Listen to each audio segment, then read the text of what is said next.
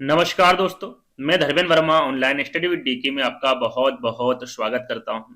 आज का वीडियो बहुत ही खास होने वाला है। देखिए यहाँ पर जो वीडियो मैं लेकर आया हूं, यदि आपने ये वीडियो पूरा देख लिया तो जितने भी यहाँ पर ये आपके जो वैज्ञानिक लिखे हैं सारे के सारे मैं कवर करवा दूंगा इस एक वीडियो में और कम समय में। यानी कि एक प्रश्न में एक सिद्धांत किसी के द्वारा भी दिया गया हो, जिन पियाजे के द्वारा थॉर्नडाइक, और सारी चीजें मैं एक ही प्रश्न में आपको बता दूंगा, सारी डिटेल। तो स्किप नहीं करना है इस वीडियो को। चाहे तो आप इस वैज्ञानिकों नाम से देख सकते हैं या फिर जो बाल विकास के सिद्धांत के अंतर्गत ये वीडियो लाया गया है, तो आपको स्किप नहीं करना है। इसमें जो परीक्षण दिए गए आपके टेट, सीएटी और आईबीटी जो परीक्षण है, टीएटी परीक्षण है, सारी चीजें इसमें इंक्लूड की गई है। बाकी जिन पियाजे, Thorndike, Vygotsky, Kohlberg, Pavlov, Freud, है ना, सी फ्राइड का मतलब सिगमंड फ्राइड है ना, Kohler, Bloom, Chomsky, Goldman, Galton, Wundt, McDougall, Skinner, Bandura, Gardner, ये सारे के सारे वैज्ञानिक मैंने इस एक ही वीडियो में रखे हैं। तो आपको स्किप नहीं करना है, वीडियो को पूरा देखना है। अंत में जरूर बताना है कि वीडियो आपको कैसा लगा। सारे बच्चों को ये वीडियो पसंद आएगा, ये मेरी गारंटी। इस प्रकार से इस वीडियो को बनाया गया है, तो आपको स्किप बिल्कुल नहीं करना है। एक बार ये वीडियो देख लिया तो मुझे नहीं लगता कि इन सारे जितने भी मैंने नाम बताए वैज्ञानिकों के, दूसरा वीडियो आपको देखने की आवश्यकता है। तो शुरुआत करते हैं। पहला प्रश्न, प्रश्नों के माध्यम से सारी चीजें मैं आपको एक एक करके समझाऊंगा, लिखित में समझाऊंगा, है ना, ताकि आपको कहीं पर भी कुछ भी थोड़ा बहुत भी डाउट हो, इसके सोच ले और आप कभी भी उसको पढ़े, ताकि किसी प्रकार की प्रॉब्लम आपको ना हो, है ना। तो चलिए, पहला प्रश्न आपसे पूछा गया है, किस मनोवैज्ञानिक ने अपने संज्ञानात्मक विकास सिद्धांत में वस्तु स्थायित्व का संप्रति प्रस्तुत किया है? सरल सा प्रश्न है, सभी को, मुझे लगता है इसका आंसर सभी को पता होगा। वो कौन सा मनोवैज्ञानिक है भैया? या फिर सीधा सीधा भी आपसे पूछा जा सकता है कि संज्ञानात्मक विकास का सिद्धांत किसके द्वारा दिया गया? इसमें एक है वस्तु स्थायित्व, इसका संप्रति किसके द्वारा प्रस्तुत किया? प्रश्न एक ही है ना। आंसर क्या होगा? पियाजे, वाइगोत्स्की, ब्रूनर या फिर कोहलबर्ग। आप भी आंसर दे सकते हैं, ऐसा कोई बात नहीं है, ताकि आप आपका आकलन भी कर सकते हैं यहाँ पर। तो क्या होगा सही आंसर इसका? इसका सही आंसर होगा आपका जिन पियाजे, है ना। जिन पियाजे जी ने क्या करा है भैया? वस्तु स्थायित्व का संप्रत्यय दिया है। इनके द्वारा कौन सा सिद्धांत दिया है? संज्ञानात्मक विकास का सिद्धांत दिया है। अब यहाँ पर जिन पियाजे जी के बारे में हर एक छोटी सी छोटी यहाँ पर डिटेल हम जानेंगे। सारी चीजें यहाँ पर लिखी हुई है, आप देख सकते हैं कि जिन पियाजे ने कौन सा सिद्धांत दिया है भैया? संज्ञानात्मक विकास का सिद्धांत दिया है। और इन्होंने अपने सिद्धांत में कितनी अवस्थाएं बताई है? चार अवस्थाएं बताई है। कौन कौन सी चार अवस्थाएं? तो पहली अवस्था है, यहां पर देखिए सीरियल बाय याद करना आपको जरूरी है, क्योंकि किसी भी प्रकार से प्रश्न आपसे पूछा जा सकता है। पहली अवस्था है संवेदी पेशी अवस्था, जो कि जन्म से 2 वर्ष से इनके द्वारा बताई गई है। पूर्व सक्रियात्मक अवस्था, जो कि 2 से 7 वर्ष तक की। तीसरी अवस्था बताई इनके द्वारा मूर्त सक्रियात्मक अवस्था, 7 से 11 वर्ष तक की अवस्था। और चौथी अवस्था इनके द्वारा बताई गई है औपचारिक सक्रियात्मक अवस्था, जो कि 11 से 15 वर्ष तक की होती है। ये चारों अवस्था आपको 1, 2, 3, 4 यानी कि सीरियल से याद करना है, ताकि किसी प्रकार का कोई कंफ्यूजन ना हो। कभी भी किसी प्रकार से कोई भी प्रश्न आपसे पूछा जा सकता है। आगे हम बात करेंगे, इन्होंने अपना अध्ययन किया था, अपना प्रयोग किया था, किस पर किया था? यदि ये प्रश्न पूछे तो आपको पता होना चाहिए, अपने बच्चों पर किया था इन्होंने अपना अध्ययन। किस पर किया था? अपने बच्चों पर किया था। और अपने बच्चों का क्या नाम था? इनके इनके पुत्र का नाम था लॉरेंट, और 2 पुत्रियां थी, जिसमें ल्यूसिन एक का नाम था और दूसरे का नाम क्या था? जैकलिन, है ना। तो ये आपको याद रखना, नाम नहीं पूछते हैं अधिकतर, ये पूछते हैं भैया इन्होंने अपना अध्ययन किस पर किया था? तो अपने बच्चों पर किया था, है ना। यदि बाल मनोवैज्ञानिक के जनक पूछे, सीधा सीधा प्रश्न पूछा जाता है, भैया बाल मनोवैज्ञानिक के जनक कौन है? तो आपको वो कौन होंगे? जिन पियाजे होंगे। इनके द्वारा पुस्तक भी लिखी गई है। यदि आपसे ये पूछ ले कि सर्वप्रथम कौन सी पुस्तक लिखी गई और कब लिखी गई, तो पुस्तक लिखी गई भैया 1923 में। पियाजे ने सर्वप्रथम the language of thought of the child नामक पुस्तक लिखी 1923 में। ये इनकी सर्वप्रथम यानी कि पहली पुस्तक थी, है ना। आगे हम बात करें तो यहां पर उपनाम भी पूछा जा सकता है कि भैया जिन पियाजे का जो संज्ञानात्मक विकास का सिद्धांत है, इसे और किस नाम से जाना जाता है? इस प्रकार से प्रश्न पूछे जाते हैं। आगे हम उस पर भी चर्चा करेंगे। तो यहाँ पर क्या है भैया? संज्ञानात्मक विकास को और किस सिद्धांत के नाम से जाना जाता है? तो इसे विकास अवस्था सिद्धांत के नाम से भी जाना जाता है। संज्ञान का सिद्धांत, ज्ञानात्मक सिद्धांत, विकासात्मक सिद्धांत, मानसिक विकास सिद्धांत और अवस्था का सिद्धांत, इन सभी के नाम से इसको जाना जाता है। यहाँ पर सीधा सीधा प्रश्न पूछा जाएगा, पियाजे का संज्ञानात्मक विकास का सिद्धांत का और क्या नाम है, या फिर इसे किस नाम से जाना जाता है? एक विकल्प इसमें से दे देंगे, बाकी 3 विकल्प अलग दे देंगे। आपको पहचानना होता है, टिक करना होता है ना। तो यहाँ पर जान गई भैया उपनाम, सारी चीजें आपको क्लियर हो गई। अब चलेंगे दूसरे प्रश्न। है ना। ये रहा दूसरा प्रश्न, और मुझे जहां तक लगता है ये प्रश्न मैं पहले भी करवा चुका हूं, है ना, और इस प्रश्न में अधिकतर बच्चे गलती करेंगे। निम्नांकित में से किसने नैतिक विकास का सिद्धांत दिया है? पियाजे ने, वाइगोत्स्की ने, फ्रायर ने, या फिर बंडूरा ने। बहुत सारे बच्चे कमेंट्स करेंगे कि सर ये प्रश्न तो गलत है। क्यों गलत है भैया? कि इसमें कोहलबर्ग तो आई नहीं, है ना। क्या नहीं आया इसमें? कोहलबर्ग तो विकल्प में है ही नहीं, तो ये विकल्प या ये प्रश्न जो है ये तो गलत हो गया। इसमें चारों विकल्प गलत है, लेकिन ऐसा नहीं है। आप देखेंगे, मैं समझाऊंगा, समझिएगा। यदि आपसे यहां पर पूछे कि निम्नांकित में से किसने नैतिक विकास का सिद्धांत दिया, या फिर पूछ ले कि भैया सर्वप्रथम किसके द्वारा दिया गया, है ना, क्या पूछ ले कि सर्वप्रथम नैतिक विकास का सिद्धांत किसके द्वारा दिया गया, तो वहां पर यदि प्रश्न ऐसा पूछे तो आंसर क्या होगा भैया आपका? सीधा सीधा जिन प्याजे पर टिक कर दीजिएगा, बिल्कुल सही आंसर होगा। लेकिन यहां पर आप बात करेंगे, कमेंट करेंगे सर इसमें सर्वप्रथम तो पूछा नहीं गया, तो भैया कोहलबर्ग भी कहां पर विकल्प में दिया? यदि दिया होता बिल्कुल आप टिक कर सकते थे, क्योंकि इसमें सर्वप्रथम नहीं पूछा है। लेकिन दोनों चीजें मैं क्लियर कर दूं कि सर्वप्रथम नैतिक विकास का सिद्धांत पूछे तो आपको जिन प्याजे लगाना है, और डायरेक्टली पूछ ले कि नैतिक विकास का जो सिद्धांत है वो किसके द्वारा दिया गया, और वहां पर कोहलबर्ग दे तो आपको उस पर टिक करना। लेकिन यहाँ पर विकल्प में कोहलबर्ग नहीं है। आगे एक और प्रश्न मैंने इसी तरह का रखा है, उसका आंसर आपको देना है। मैं फिर बता रहा हूं, है ना, 15वां प्रश्न मैंने रखा है, वहां तक चलेंगे, आंसर आपको देना होगा वहां पर। तो यदि यहाँ पर नैतिक विकास के सिद्धांत में कोहलबर्ग नहीं आया है, तो आपको क्या करना, जिन प्याजे, क्योंकि इनके द्वारा सर्वप्रथम नैतिक विकास का सिद्धांत दिया है। कब दिया है वो क्लियर कर देते हैं। यहां पर देखिएगा, जो सर्वप्रथम नैतिक विकास का सिद्धांत दिया वो जिन प्याजे द्वारा दिया गया। ये इंपोर्टेंट आईएमपी है, याद रख लीजिएगा इसको, है ना। सर्वप्रथम पूछे तो आंसर क्या होगा आपका? जिन प्याजे होगा। कब दिया था? 1965 में। कब दिया था? 1965 में। और लॉरेंस कोहलबर्ग द्वारा कब दिया गया था? 1969 में। यानी कि पहले किसके द्वारा दिया गया? जिन प्याजे के द्वारा, नैतिक विकास का सिद्धांत, है ना। जिन प्याजे ने कौन से चरण बताए, कितने चरण बताए, लॉरेंस कोहलबर्ग ने कितने चरण बताए हैं, है ना। ये सारी चीजें हम एक एक करके आपको बताएंगे। पहले जिन प्याजे के बारे में देख लेते हैं कि भैया इनके अनुसार जो नैतिक विकास के चरण बताए वो कितने बताए हैं? 4 बताए हैं। और आपके लॉरेंस कोहलबर्ग द्वारा नैतिक विकास के कितने, जो इनका विकास का सिद्धांत है उसमें कितने स्तर बताए, कितने चरण बताए, तो चरण 6 बताए हैं और स्तर 3 बताए हैं। आगे हम बात करेंगे, पहले जिन प्याजे जी के बारे में बात कर लेते हैं कि इनके 4 चरण कौन कौन से हैं। तो यहाँ पर आप देख सकते हैं भैया, इसको इंग्लिश में एनोमी कह सकते हैं और हिंदी में व्यतिक्रम या फिर पूर्व नैतिक काल कहते हैं, जिसे इन्होंने पहले 5 साल में रखा गया है आपका व्यतिक्रम या पूर्व नैतिक काल। दूसरा है इनका हेट्रोनोमस, है ना, इसको हिंदी में कहते हैं नैतिक यथार्थवाद, जो कि इन्होंने 5 से 9 वर्ष तक रखा है इसको। तीसरा है हेटेरोनोमी, है ना, रेसिप्रोसिटी, इसको इंग्लिश में कहते हैं, हिंदी में कहते हैं नैतिक सापेक्षवाद या फिर विषम लैंगिक पारस्परिकता, जिसको 9 से 13 वर्ष में रखा गया है। यहाँ पर देखिए सीरियल वाइज हर जितने भी सिद्धांत में जितने भी स्तर बताएं, जितने भी आपके चरण बताएं, एक एक करके आराम से इत्मीनान से सीरियल बाय आपको याद करना है ना। चौथा है इनका स्वायत्तता किशोरावस्था, जो कि 13 से 18 वर्ष तक इनके द्वारा रखा गया है। ये हो गई जिन पियाजे जी की बात। अब करते हैं लॉरेंस कोहलबर्ग की बात। इनके द्वारा नैतिक विकास का सिद्धांत दिया गया है ना।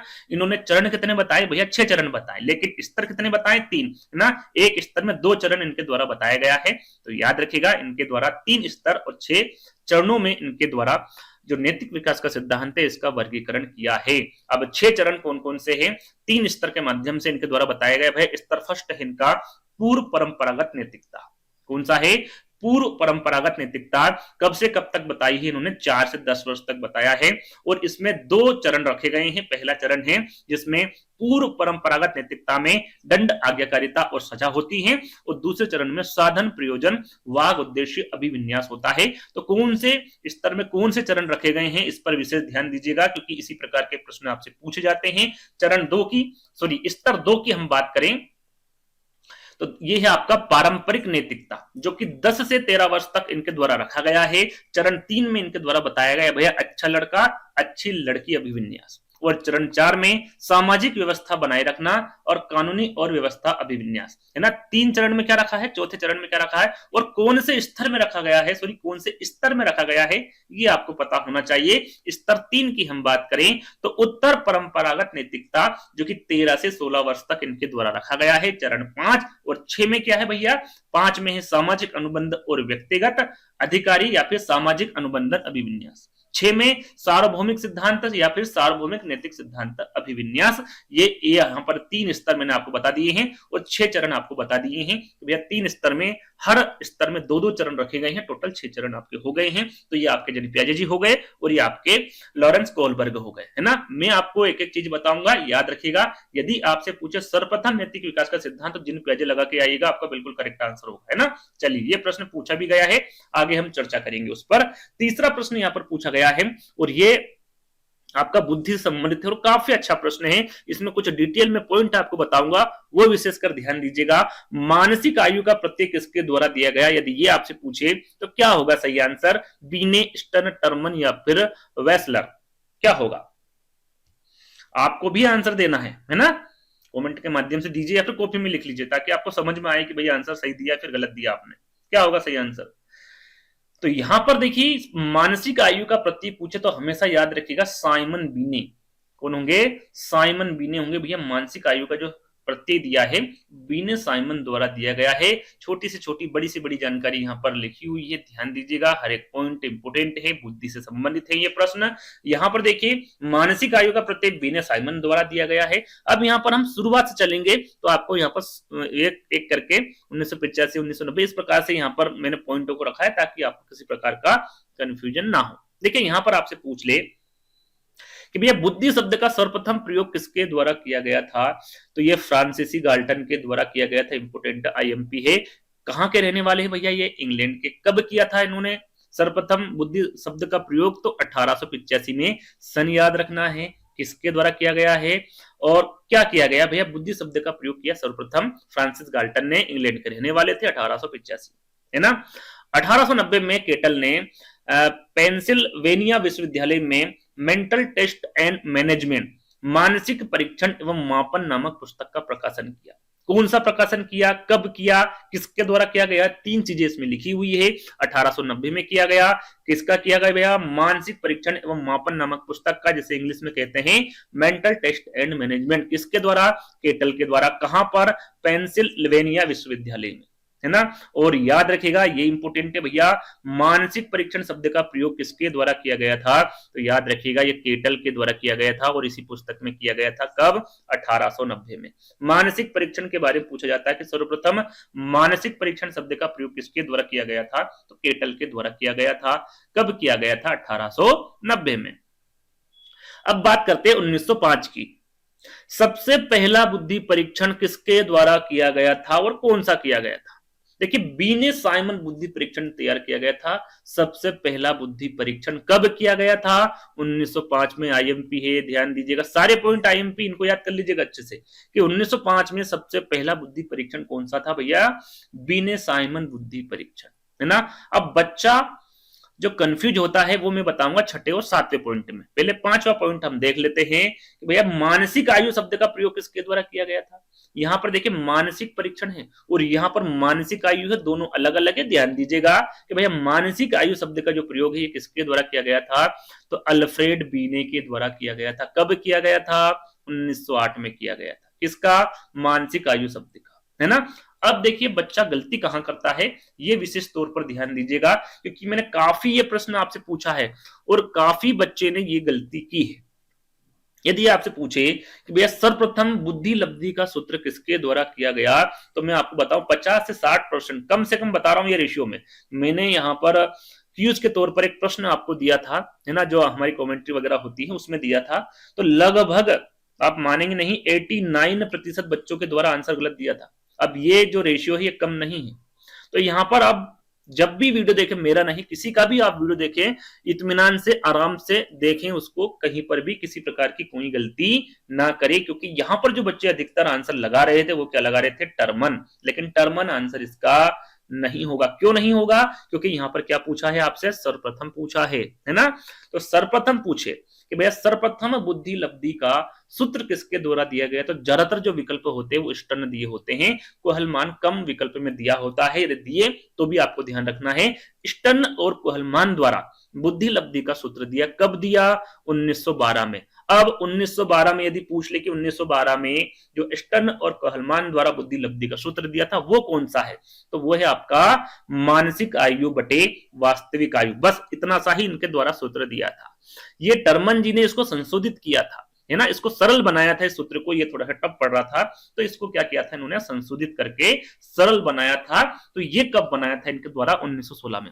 याद रखिएगा, यदि ये पूछ ले आपसे या फिर डायरेक्टली पूछ ले कि बुद्धि लब्धि का सूत्र किसके द्वारा दिया गया और वहां पर स्टर्न ना हो, तो आपको क्या करना है भैया, टर्मन लगाना है। या फिर संशोधित सूत्र पूछ ले तो आपको टर्मन लगाना है कि 1916 में टर्मन के द्वारा बुद्धि लब्धि का संशोधित सूत्र दिया गया। इन्होंने क्या संशोधित किया भैया, पहले क्या था, मानसिक आयु बटे वास्तविक आयु, इसमें इनके द्वारा क्या कर दिया, बटे 100 लगा दिया गया, ताकि ये सरल रूप हो गया इसका। और ये याद रखिएगा, ये अभी वर्तमान में भी यही बुद्धि लब्धि का सूत्र चल रहा है। तो ये जितने भी मैंने आपको बताए बुद्धि से संबंधित थे वो सारी जानकारी मैंने आपको दे दी है, जो कि आपके पास होनी चाहिए, है ना। चलिए अगले प्रश्न की ओर बढ़ेंगे। चौथा प्रश्न है आपका, किसी कार्य का संतोषजनक प्रभाव उस कार्य के सीखने को प्रभावित करता है। सीखने का जो यह नियम है ये किसके द्वारा प्रतिपादित किया गया है, जो ये नियम बताया गया है भैया, ये किसके द्वारा बताया गया है, पावलोव, थॉर्नडाइक, स्किनर या फिर वाटसन। अच्छा प्रश्न है। तो यहां पर करेक्ट आंसर क्या होगा, जल्दी से बताइए, चौथे का आंसर क्या होगा। तो देखिए यहां पर किसी कार्य का संतोषजनक प्रभाव उस कार्य के सीखने को प्रभावित करता है। तो ये नियम किसके द्वारा दिया गया, आपने देखा होगा भैया, प्रयास व भूल का सिद्धांत आपने देखा होगा, ये उसी के अंतर्गत है ये प्रश्न। और ये किसके द्वारा दिया गया भैया, प्रयास व भूल का सिद्धांत, तो ये थॉर्नडाइक द्वारा दिया गया। इनके बारे में हम जानकारी देंगे आपको, ध्यान से सुनिएगा, अच्छी जानकारी है, प्रश्न पूछे जा सकते हैं इनसे संबंधित, है ना। देखिए ये तो रहा अपना प्रश्न जिसका उत्तर मैं आपको दे चुका हूं। अब बात करते हैं थॉर्नडाइक की। भैया इनके द्वारा कौन सा सिद्धांत दिया है, तो इनके द्वारा प्रयास व भूल का सिद्धांत दिया है। कौन सा, प्रयास व भूल का सिद्धांत, या फिर प्रयत्न एवं भूल का सिद्धांत भी कहते हैं, प्रयास एवं त्रुटि का सिद्धांत भी कहते हैं। आगे हम बात करेंगे, उस पर चर्चा करेंगे। यदि आपसे ये पूछे कि थॉर्नडाइक द्वारा जो प्रयास व भूल का सिद्धांत दिया है, इन्होंने अपना जो प्रयोग है वो किस पर किया है, तो याद रखिएगा बिल्ली पर किया है, भूखी बिल्ली पर। इंपोर्टेंट है, इस प्रकार के प्रश्न आपसे पूछे जा सकते हैं। और इनके द्वारा नियम कितने बताए हैं, तो देखिए नियम तो सीखने के इनके दो बताए, पहला है आपका मुख्य नियम और दूसरा क्या है, गौण नियम। अब यहाँ पर मुख्य नियम के भी नियम बताए हैं और गौण नियम के भी नियम बताए हैं। यदि मुख्य नियम के नियम पूछे तो वो है 3, गौण नियम के कितने होंगे, 5 होंगे। एक एक करके दोनों के बारे में बताएंगे। और ये आपके नियम रहे मुख्य नियम, पहला है तत्परता का नियम, अभ्यास का नियम और प्रभाव का नियम। ये आपको याद रखना भैया, मुख्य नियम के अंतर्गत 3 नियम कौन कौन से हैं, क्योंकि प्रश्न इस प्रकार से पूछा जा सकता है कि इनमें से कौन सा मुख्य नियम नहीं है, तत्परता का नियम, अभ्यास का नियम, प्रभाव का नियम या फिर बहु अनुक्रिया का नियम। आपको पता होगा तो आप टिक कर देंगे भैया बहु अनुक्रिया का नियम नहीं है, क्योंकि ये गौण नियम के अंतर्गत आता है। और गौण नियम कितने बताए हैं, 5 बताए हैं। अब 5 कौन कौन से हैं वो देख लेते हैं। बहु अनुक्रिया का नियम, आंशिक क्रिया का नियम, मनोवृत्ति का नियम जिसे रुचि का नियम भी कहते हैं, और सादृश्यता का नियम जिसे पूर्व अनुभव का नियम, और 5वां है साहचर्य रूपांतरण का नियम। ये 5 गुण नियम बताए हैं आपका थॉर्नडाइक ने। अब बात करते हैं भैया, जैसे कि हमने आपको जिन पियाजे के जो सिद्धांत उनको और किन किन नामों से जाना जाता है वो बताया था। तो यहाँ पर हम आपको थॉर्नडाइक के जो प्रयास और भूल का सिद्धांत है उसे और किस नाम से जाना जाता है उसके बारे में बताएंगे, जो कि आपको पता होना चाहिए। प्रयत्न एवं भूल का सिद्धांत कहते हैं, प्रयास एवं त्रुटि का सिद्धांत, अनुबंध सिद्धांत। देखिए ये चीजें इंपोर्टेंट हैं, है ना, क्योंकि आजकल जो प्रश्न पूछे जा रहे हैं वो सीधा सीधा नहीं पूछा जा रहा। आपसे पूछ ले कि भैया अनुबंध सिद्धांत किसके द्वारा दिया गया, अभ्यास का सिद्धांत किसके द्वारा दिया गया, सिद्धांतवाद का सिद्धांत पूछ ले, एसआर थ्योरी के बारे में पूछ ले, संबंधवाद का सिद्धांत पूछ ले, सहसंबंधवाद का सिद्धांत पूछ ले, या फिर आवृत्ति का सिद्धांत पूछ ले, है ना। तो आपको पता होना चाहिए ये एक ही सिद्धांत है। प्रयत्न एवं भूल का सिद्धांत के लीजिए, प्रयास एवं त्रुटि का सिद्धांत के लीजिए, प्रयास व भूल का सिद्धांत के लीजिए, सारे के सारे एक है। ये इनके अन्य नाम आप कह सकते हैं। तो आपको इनके बारे में पता होना चाहिए। स्क्रीनशॉट ले लीजिएगा, समय मिले पढ़ लीजिएगा, है ना। चलिए 5वां प्रश्न। मुझे लग रहा है वीडियो यदि आपको पसंद आ रहा है, यदि आप यहां तक आ गए हो तो जरूर आपको वीडियो पसंद आ रहा होगा। तो वीडियो को अभी तक आपने लाइक नहीं किया तो लाइक कर दीजिएगा। जो भी आपके दोस्त टीचर से संबंधित कोई सी भी वैकेंसी हो, है ना, सभी में ये इंपॉर्टेंट हैं, ये प्रश्न आते हैं, तो उनको अपने जितने भी ग्रुप, चाहे व्हाट्सएप ग्रुप हो, टेलीग्राम ग्रुप हो, उनमें जरूर शेयर कर दीजिएगा और कमेंट करके बताइएगा भैया इस प्रकार की वीडियो आपको आगे चाहिए या फिर नहीं, है ना। पांचवा प्रश्न आपसे पूछा गया है कि समीपस्थ विकास का क्षेत्र यहां संप्रति किस मनोवैज्ञानिक द्वारा प्रस्तुत किया गया। समीपस्थ विकास का क्षेत्र, यहां पर ZPD के बारे में चर्चा की जा रही, पूछा जा रहा है आपसे, एरिक्सन, वाइगोत्स्की, कोहलबर्ग या फिर प्याजे, क्या होगा। सही आंसर पहले आपको देना है हर प्रश्न का, है ना, चाहे कमेंट्स के माध्यम से या कॉपी में, जैसे कि मैं आपको बता चुका हूं। तो यहां पर देखिए, यहां पर समीपस्थ विकास का क्षेत्र पूछ ले ZPD, या फिर निकट विकास का क्षेत्र पूछ ले, एक होता है स्कैफोल्डिंग, जिसे पहाड़ या फिर ढांचा भी कहते हैं, यदि उसके बारे में पूछ ले, तीनों के बारे में एक साथ पूछ ले, अलग अलग पूछ ले, आंसर आपका एक ही होगा, क्या होगा भैया, वाइगोत्स्की। किसके द्वारा प्रस्तुत किया गया है, सभी वाइगोत्स्की के द्वारा प्रस्तुत किया गया है। आगे हम इस पर चर्चा करेंगे, आप देख सकते हैं सारी चीजें यहाँ पर लिखी हुई है, चाहे आपसे समीपस्थ विकास का क्षेत्र ZPD के बारे में पूछ ले, निकट विकास के क्षेत्र के बारे में पूछ ले, या फिर स्कैफोल्डिंग, हिंदी में इसे पूछा जाता पहाड़ या फिर ढांचा इसे कहते हैं, ये रूसी मनोवैज्ञानिक थे, किसके द्वारा प्रस्तुत किया गया है, लेव वाइगोत्स्की के द्वारा प्रस्तुत किया गया है। इनके द्वारा कौन सा सिद्धांत दिया है, तो सामाजिक सांस्कृतिक सिद्धांत, IMP है, काफी प्रश्न इनसे संबंधित पूछे जाते हैं। तो सामाजिक सांस्कृतिक सिद्धांत किसके द्वारा दिया गया है, वाइगोत्स्की के द्वारा दिया गया है। हर सिद्धांत के मैंने उपनाम जरूर दिए हैं, क्योंकि इस प्रकार के प्रश्न आगे मैं बताऊंगा किस प्रकार से पूछे जाते हैं। पहले हम वाइगोत्स्की का जो सिद्धांत है, सामाजिक सांस्कृतिक सिद्धांत, इसे और किस नाम से जाना जाता है, तो इसे भाषा का सिद्धांत, सामाजिक रचनावाद का सिद्धांत, सामाजिक विकास का सिद्धांत, संज्ञानात्मक विकास के सिद्धांत से भी जाना जाता है, याद रखिएगा, है ना, अधिगम सिद्धांत और जोन ऑफ प्रोक्सिमल डेवलपमेंट, जिसे ZPD भी कहा जाता है, ये हिंदी में है और ये इंग्लिश में है। तो आपको हिंदी इंग्लिश दोनों याद होना चाहिए। तो आई होप आपको ये सारी चीजें पसंद आ रही होगी। आगे बढ़ेंगे, छठे प्रश्न पर चलेंगे। निकटता के सिद्धांत की संकल्पना किसके द्वारा दी गई। निकट विकास का क्षेत्र नहीं पूछा है, यहाँ पर क्या पूछा है भैया, निकटता के सिद्धांत के बारे में पूछा गया है, थॉर्नडाइक, पावलोव, स्किनर या फिर वर्दीमर। काफी अच्छा प्रश्न है ये भी, क्या होगा, जल्दी से आंसर बताइए छठे का। आपने गेस्टाल्टवादियों के बारे में सुना होगा, थोड़ा सा हिंट में आपको दे देता हूं। सुना है गेस्टाल्टवादी कौन कौन से उसमें वैज्ञानिक आते हैं, उससे संबंधित ही प्रश्न। अब बताइए क्या होगा। सही आंसर होगा यहाँ पर आपका वर्दीमर।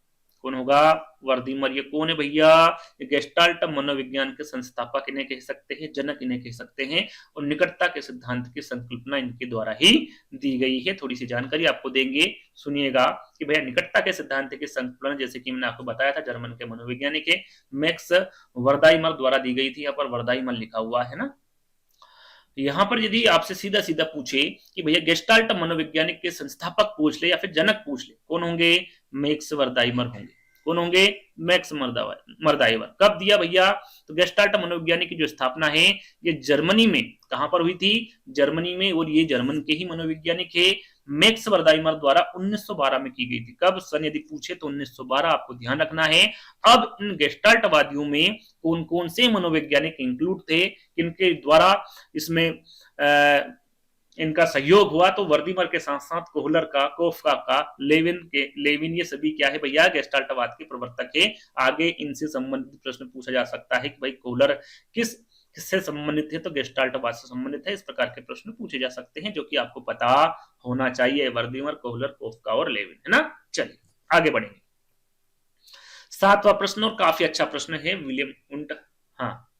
विलियम उंट से संबंधित प्रश्न है कि मनोविज्ञान की प्रथम प्रयोगशाला को किसने स्थापित किया था। वैसे मुझे बताना नहीं चाहिए था, आंसर मैं आपको बता चुका हूं। मनोविज्ञान की जो प्रथम प्रयोगशाला है ये किसके द्वारा स्थापित किया गया भैया, विलियम उंट के द्वारा स्थापित किया गया। चलो मैंने इसका आंसर आपको बता दिया, लेकिन एक प्रश्न और कर लेता हूं, उसकी डिटेल में दूंगा, उसके पहले आपको आंसर देना है।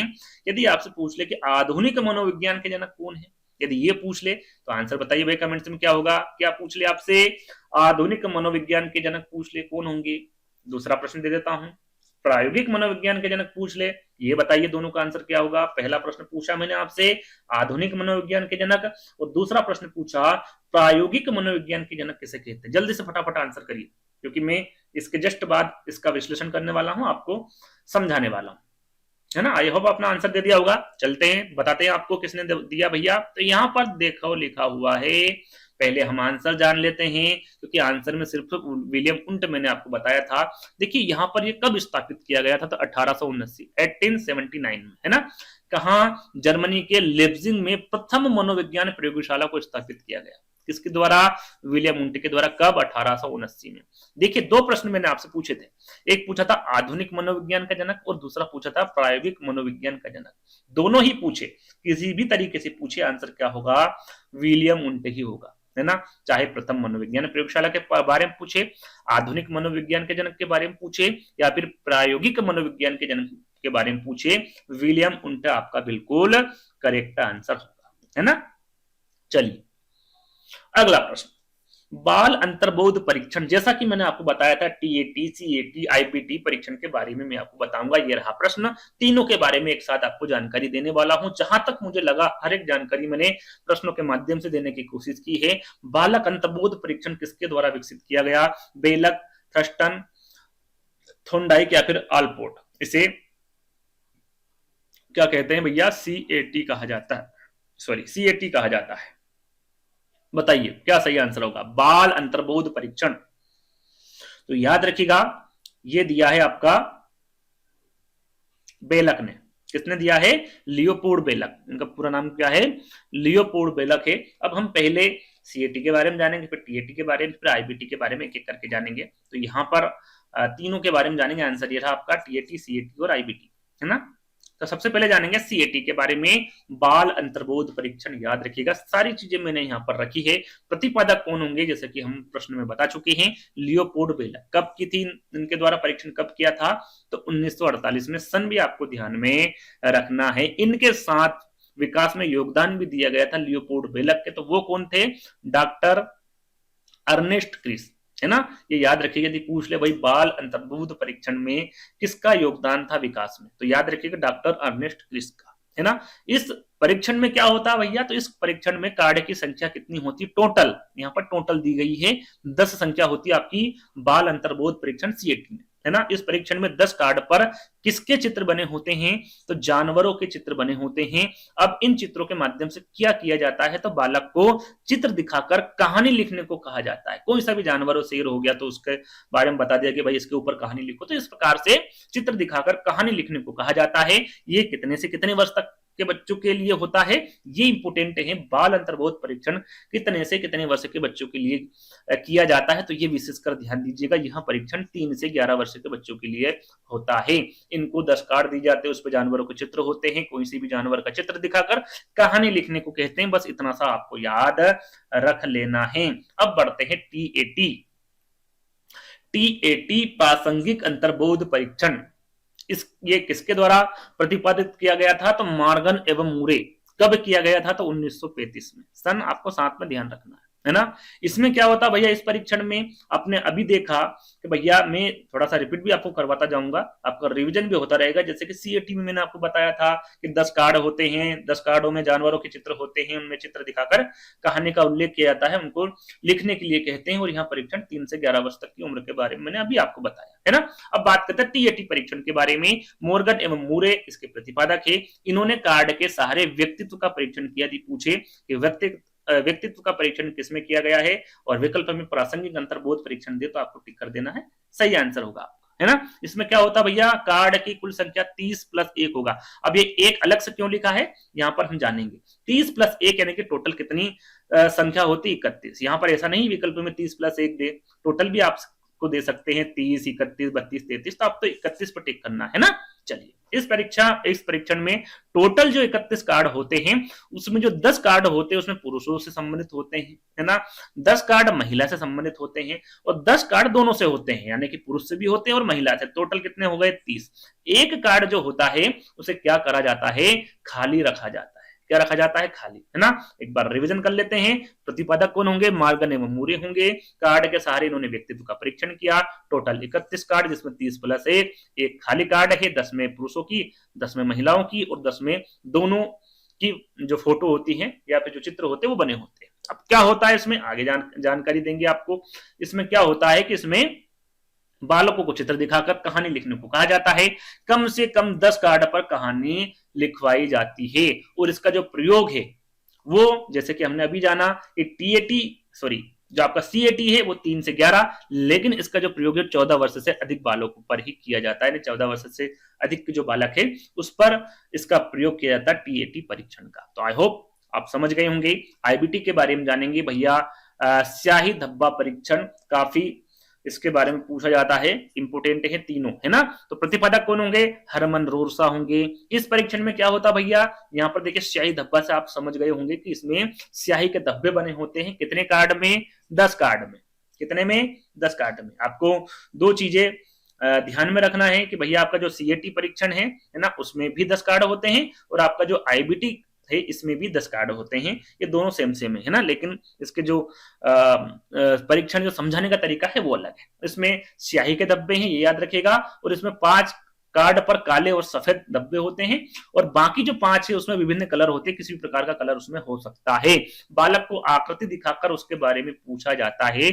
इसमें बालक के क्रियात्मक, भावात्मक और संज्ञानात्मक परीक्षण किए जाते हैं, है ना। उन आकृतियों को दिखाकर उनसे पूछा जाता है। तो ये हुआ आपका हरमन रोरसा द्वारा प्रतिपादित किया गया स्याही धब्बा परीक्षण, है ना। आई होप आप समझ गए होंगे तीनों के बारे में। अब हम चलते हैं अगले प्रश्न पर। अगला प्रश्न है उपलब्धि अभिप्रेरणा सिद्धांत। देखिए अभी हाल ही में हमने अभिप्रेरणा से संबंधित एक वीडियो अपलोड किया था जो लगभग 45 मिनट या फिर 1 घंटे का था। उसमें अभिप्रेरणा के हर एक प्रश्न को लिया था, डिटेल आपको बताई थी। यदि नहीं देखा देख लीजिएगा, सारी चीजें एक एक चीजें वहां पर मैं आपको बता चुका हूँ। वैसे यहाँ पर भी मैं आपको समझाऊंगा, लेकिन और डिटेल में चाहिए तो वहां पर आप जा सकते हैं, देख सकते हैं। उपलब्धि अभिप्रेरणा सिद्धांत के बारे में पूछा गया। भाई मैक्लेलैंड है, मास्लो है, कट-लेविन है या फिर हर्ज़बर्ग है, कौन है? तो याद रखिएगा उपलब्धि अभिप्रेरणा सिद्धांत। पहले तो आप आंसर दीजिए इसका, है ना। 9th का आंसर क्या होगा जल्दी से बताइए कमेंट्स के माध्यम से। इसका सही आंसर होगा उपलब्धि अभिप्रेरणा सिद्धांत के बारे में पूछे तो मैक्लेलैंड आपका करेक्ट आंसर होगा। क्या होगा? मैक्लेलैंड, है ना। इनके बारे में थोड़ा सा जान लेते हैं। अभिप्रेरणा के बारे में मैं आपको एक एक करके बताऊंगा। सबसे पहले हम यहाँ पर जानेंगे उपलब्धि अभिप्रेरणा सिद्धांत के बारे में, किसके द्वारा? डेविस सी मैक्लेलैंड के द्वारा दिया गया है। इसकी व्याख्या कौन सी पुस्तक में की गई है? तो पुस्तक का नाम पूछे तो द एचविंग सोसाइटी। कौन सी? द एचविंग सोसाइटी द्वारा इस पुस्तक जो है इसमें उपलब्धि अभिप्रेरणा सिद्धांत की व्याख्या की गई है, ये आपको ध्यान रखना है। अब मैक्लेलैंड ने उपलब्धि अभिप्रेरणा सिद्धांत के कितने घटक बताए हैं? तो सीधा सीधा पूछे उपलब्धि अभिप्रेरणा सिद्धांत के कितने घटक हैं? तो 3 घटक हैं। कौन कौन से? उपलब्धि की आवश्यकता, शक्ति या फिर संबंधता। ये भी आपसे पूछा जा सकता है कि मैक्लेलैंड द्वारा जो उपलब्धि अभिप्रेरणा सिद्धांत बताए हैं उसमें से कौन सा घटक नहीं है। 3 दे देंगे, एक अलग दे देंगे, आपको उसमें से पहचानना होगा। तो तीनों घटकों के बारे में आपको पता होना चाहिए, उपलब्धि की आवश्यकता, शक्ति और संबंधता। आगे बात करेंगे अभिप्रेरणा की। अभिप्रेरणा के सिद्धांत के बारे में जो इंपोर्टेंट है सारी जानकारी यहाँ पर दे रखी। सीधा सीधा आपसे मूल प्रवृत्ति के बारे में पूछे भैया अभिप्रेरणा का जो मूल प्रवृत्ति का सिद्धांत है ये किसके द्वारा दिया गया? तो विलियम मैकडूगल के द्वारा दिया। किसके द्वारा? William McDougall. कितनी मूल प्रवृत्तियां बताई है? 14 मूल प्रवृत्तियां। साथ में आपको याद रखना है इनके द्वारा संवेग भी दिए गए हैं। क्या दिए गए हैं? संवेग। जितनी मूल प्रवृत्तियां बताई हैं उतने ही उनके द्वारा संवेग बताए गए हैं। इस पर भी विशेष ध्यान दीजिएगा। अब यहाँ पर बात की जाए मनोविश्लेषण सिद्धांत की, या फिर मनोविश्लेषण सिद्धांत के जनक कौन है, या फिर मनोविश्लेषण सिद्धांत किसके द्वारा दिया गया पूछे तो ये फ्रायड के द्वारा दिया गया। किसके द्वारा? फ्रायड के द्वारा। और इंपोर्टेंट क्या है, जैसे कि मैकडूगल के हिसाब से 14 मूल प्रवृत्ति बताई है, तो इनके हिसाब से भी जो प्रवृत्तियां बताई गई है वो कितनी बताई गई? 2। पूछा जा सकता है कि भैया फ्रायड द्वारा मूल प्रवृत्तियां कितनी बताई हैं? तो 2 बताई है। कौन कौन सी? जन्म मूल प्रवृत्ति जिसे एरोस कहा जाता है, और दूसरी है मृत्यु मूल प्रवृत्ति जिसे थैनाटोस कहा जाता है। पहला और दूसरा दोनों के बारे में आपको पता होना चाहिए, है ना। आगे हम अभिप्रेरणा के बारे में जाने तो आपसे पूछा जा सकता है चालक सिद्धांत, अंतर्नोद सिद्धांत या फिर प्रणोद सिद्धांत, तीनों ही एक ही नाम है। या फिर कह सकते हैं प्रणोद सिद्धांत के या फिर चालक सिद्धांत के या फिर अंतर्नोद के सिद्धांत एक दूसरे के उपनाम है। किसके द्वारा दिया गया? क्लार्क एल हल के द्वारा दिया गया। अब बात करें भैया चालक, अंतर्नोद, प्रणोद शब्द सर्वप्रथम किसके द्वारा दिया गया? यहां पर देखिए 2 चीजें हैं। क्या है 2 चीजें? कि भैया यदि पूछे सीधा सीधा सिद्धांत किसके द्वारा दिया गया तो ये क्लार्क हल के द्वारा दिया गया। लेकिन ये पूछ ले कि आपका चालक, अंतर्नोद या फिर प्रणोद जो शब्द हैं ये सर्वप्रथम किसके द्वारा दिया गया, तो याद रखिएगा वुडवर्थ के द्वारा दिया गया। किसके द्वारा? वुडवर्थ के द्वारा, है ना। चालक, अंतर्नोद, प्रणोद शब्द की स्पष्ट व्याख्या किसके द्वारा की गई? तीनों अलग अलग प्रश्न हैं लेकिन इंपोर्टेंट है ना। क्लार्क, हल और ब्राउन, है ना। सिद्धांत पूछे हल के द्वारा, सर्वप्रथम किसके द्वारा दिया गया शब्द? वुडवर्थ के द्वारा। इसकी स्पष्ट व्याख्या किसके द्वारा की गई? तो क्लार्क, हल के साथ साथ ब्राउन के द्वारा, है ना। ये आपको ध्यान रखना, तीनों चीजें। आगे बढ़ेंगे, अभिप्रेरणा का प्रत्यक्ष सिद्धांत के बारे में जाने तो ये किसके द्वारा दिया गया भैया? विक्टर ब्रूम के द्वारा। किसके द्वारा? विक्टर ब्रूम के द्वारा। प्रोत्साहन सिद्धांत बोल्स एवं कॉफ्केन के द्वारा।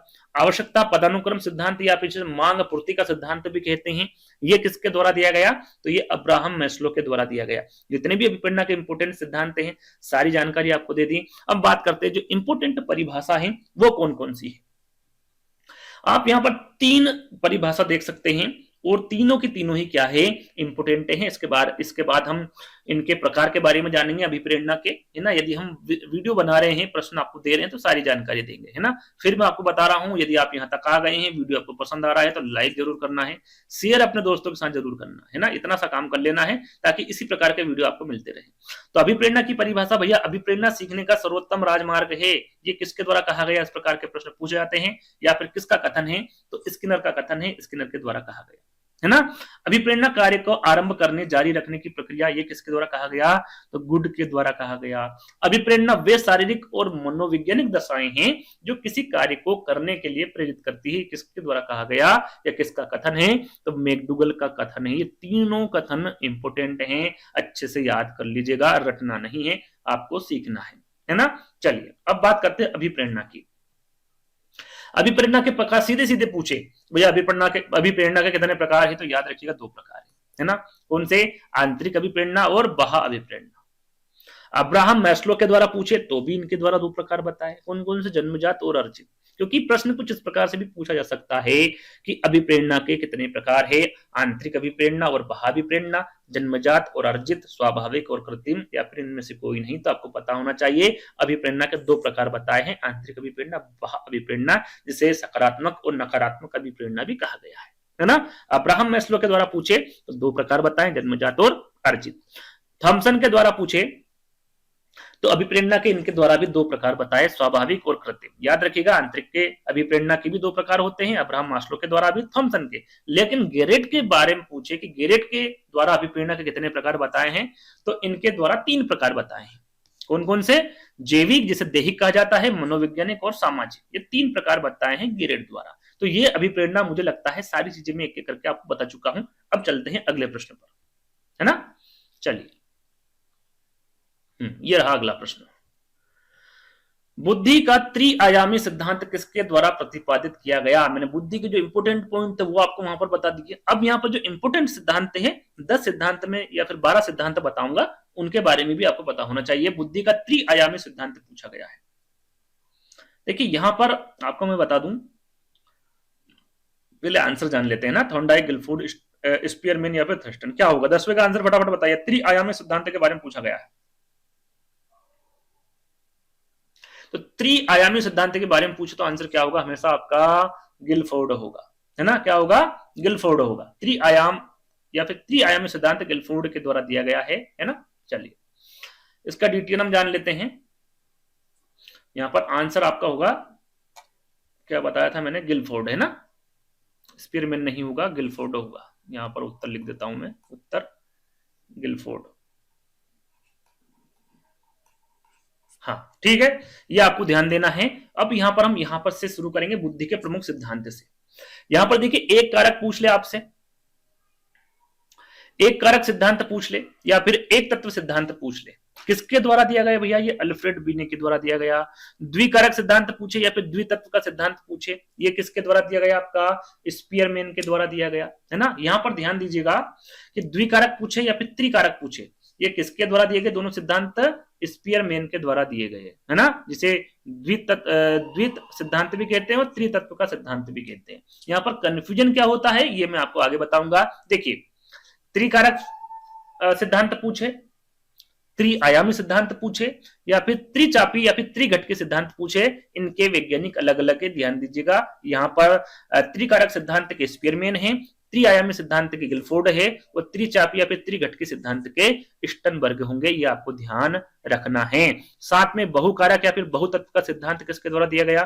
थॉर्नडाइक द्वारा। समकारक या फिर समतत्व का सिद्धांत थर्स्टन द्वारा। प्रतिदर्श जिसे नमूना सिद्धांत भी कहते हैं, इसको किसके द्वारा दिया गया? थॉमसन के द्वारा। तरल व ठोस सिद्धांत केटल के द्वारा। पदानुक्रम या फिर क्रमिक महत्व सिद्धांत बर्ट एवं बर्नन द्वारा। लेवल फर्स्ट व लेवल 2 का सिद्धांत भी पूछा जा सकता है, जॉनसन के द्वारा। और बुद्धि का और ख का जो सिद्धांत है ये हेब के द्वारा दिया गया, स्क्रीनशॉट ले लीजिएगा।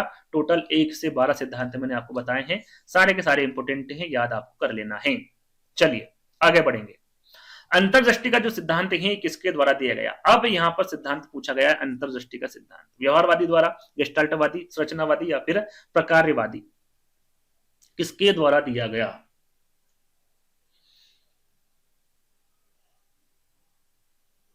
मैंने क्या बताया था भैया, कुछ समय पहले बताया था, लेकिन अंतर्दृष्टि का सिद्धांत नहीं बताया था, है ना। तो आंसर यहाँ पर मैं बता देता हूँ, शायद आपने इसका आंसर दे दिया होगा। गेस्टाल्टवादी द्वारा। किसके द्वारा? गेस्टाल्टवादी द्वारा। इनके बारे में आपको बता चुका हूँ, थोड़ी बहुत और अलग से मैं आपको जानकारी दूंगा, एक बार रिवीजन भी हो जाएगा। गेस्टाल्ट मनोविज्ञान के संस्थापक पूछे या फिर जनक पूछे कौन होंगे? मैक्स वर्दाइमर होंगे।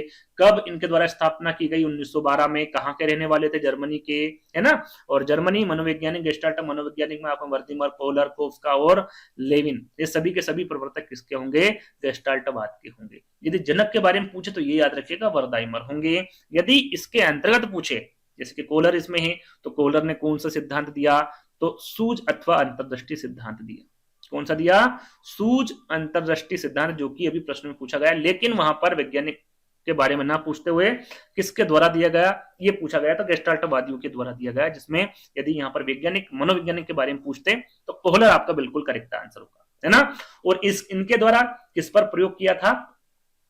तो कोहलर ने जो अपना प्रयोग है सुल्तान नामक चिंपांजी पर अध्ययन किया था। किस पर? सुल्तान नामक चिंपांजी पर। याद रखिएगा, चिंपांजी, और उसका नाम क्या रखा था उन्होंने? सुल्तान। अंतरराष्ट्रीय सिद्धांत की जो व्याख्या है वो कोहलर ने अपनी पुस्तक, कौन सी पुस्तक? Gestalt psychology. याद रखिएगा, गेस्टाल्ट साइकोलॉजी जो पुस्तक है किसके द्वारा लिखी गई? कोहलर के द्वारा। इनमें किसकी व्याख्या मिलती है? अंतरदृष्टि सिद्धांत की। कब? 1959 में, है ना। चलिए याद रखिएगा, इसे सीखने का गेस्टाल्ट सिद्धांत भी कहते हैं। किसे? अंतर्दृष्टि सिद्धांत, है ना। और गेस्टाल्टवादियों के अनुसार अंतर्दृष्टि के सिद्धांत के कितने संपत्ति बताए हैं? ये इंपोर्टेंट है।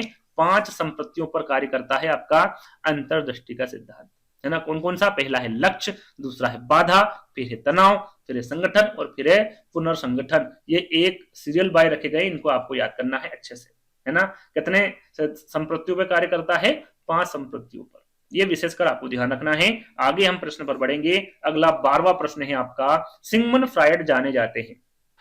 तो सिगमंड फ्रायड है, ये सामाजिक विकास सिद्धांत के लिए जाने जाते हैं। कहने का मतलब है इनके द्वारा कौन सा सिद्धांत दिया गया? मनोलैंगिक विकास का सिद्धांत, संज्ञानात्मक विकास का सिद्धांत, नैतिक विकास का सिद्धांत। सरल सा प्रश्न है, अभी थोड़ी देर पहले मैंने आपको बताया था। क्या बताया था?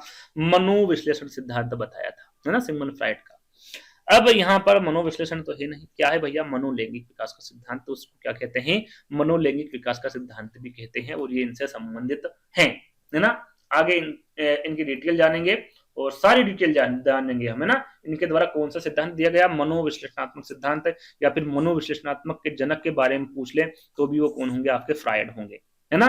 इस सिद्धांत में सिगमंड फ्रायड ने दिया है ये सिद्धांत, और इन्होंने अपने सिद्धांत को समझाने के लिए मन के कितने स्तर बताए? सीधे सीधा पूछा जाता है, सिगमंड फ्रायड द्वारा मन के कितने स्तर बताए गए हैं? चेतन मन, अर्धचेतन मन, अचेतन मन। जो चेतन मन है वो इनके द्वारा कितना प्रतिशत बताया भैया? 10%। यदि भाग में पूछे तो 1/10वां भाग। अर्धचेतन मन और अचेतन मन को 90%, है ना। कितना? 9/10 भाग। ये आपको याद रखना है ना, विशेषकर। अब बात करते हैं भैया, मन के स्तर हमने जान लिए हैं। अब इन्होंने मन के आधार पर फ्रायड ने व्यक्तित्व के भी भाग बताए हैं। वो कितने बताए हैं? तो वो भी 3 बताए हैं। कौन कौन से भैया? इड, ईगो, सुपर ईगो, यानी कि इदम, अहम और पराहम।